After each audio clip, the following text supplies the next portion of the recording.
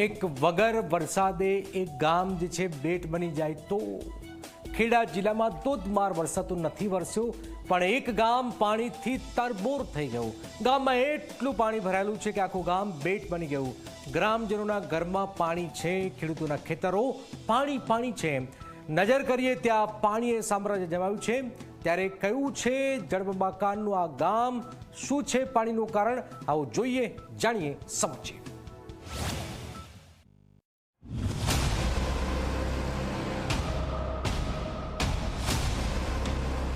ખેડા જિલ્લાનું રસિકપુરા ગામ આજે એક ટાપુ બની ગયું છે। નજર કરો ત્યાં ફક્ત પાણી જ પાણી। આ નથી વરસાદનું પાણી, પરંતુ આ છે સાબરમતી નદીનું પાણી, જે ગામમાં ઘૂસી આવ્યું છે અને ગામ લોકોનું જનજીવન અસ્તવ્યસ્ત કરી દીધું છે। સાબરમતીમાં જે રીતે પૂર આવ્યું ત્યારબાદ જે ખેડા તાલુકાના જે બહાર ગામોને એલર્ટ કરવામાં આવ્યા હતા અને ત્યારબાદ જે ખેડા તાલુકાનું છેવાડાનું ગામ છે રસિકપુરા, ત્યાં આગળ સાબરમતી નદી કિનારે આ ગામ વસેલું છે। અને જે ગામમાં ગઈકાલે સાંજથી બપોર બાદ જે પાણી ઘૂસી ગયા છે, આપ જોઈ શકો છો કે જે અત્યારે સ્થિતિ છે ગામની, જે રીતે ગામમાં પાણીની સ્થિતિ અત્યારે જે જોવા મળી રહી છે। ગઈકાલે તો લગભગ 3 ફૂટથી વધારે પાણી હતા, પણ અત્યારે પણ ઢીચણસમાં પાણી છે। ગામના દરેક ઘર અને ખેતર પાણીમાં ગરકાવ છે। ઘર વખરીથી લઈને પાક અને પશુઓના ચારા સુધી બધું જ નાશ પામ્યું છે। ગામ લોકોનું કહેવું છે કે સાબરમતી નદીના પાણીથી દર વર્ષે આવી જ આફત થાય છે।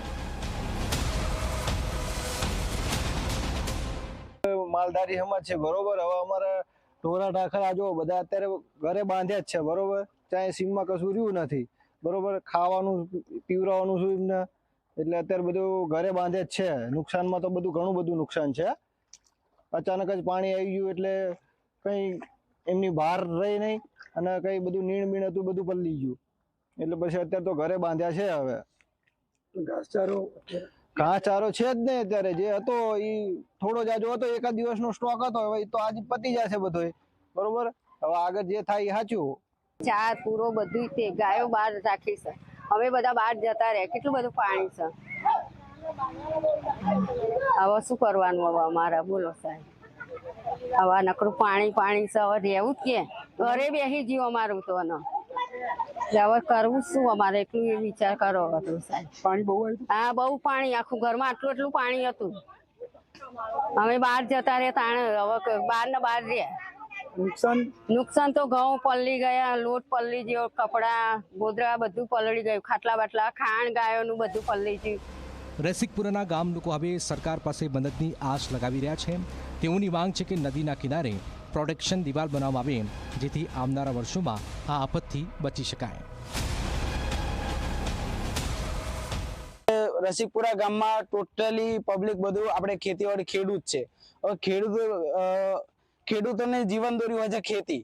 હવે ખેતીમાં તમે નહીં માનો કે બધો પાક ટોટલ લોસ છે। હજારો હેક્ટરોમાં જમીનમાં બધા પાણી ફરી વળ્યું છે અને બધી ખેતી નુકસાન પામેલ છે।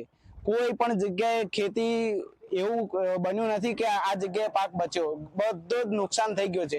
નદી કિનારે કઈ એવી કોઈ વ્યવસ્થાપન કરે કે પાણી ગામમાં ના આવે, અને બીજી કે જાણ એ રીતની સાચી થવી જોઈએ કે ખેડૂતોને ખ્યાલ આવવો જોઈએ કે આટલું પાણી છે, તો એમને વ્યવસ્થાપન કરતા પણ અત્યારે।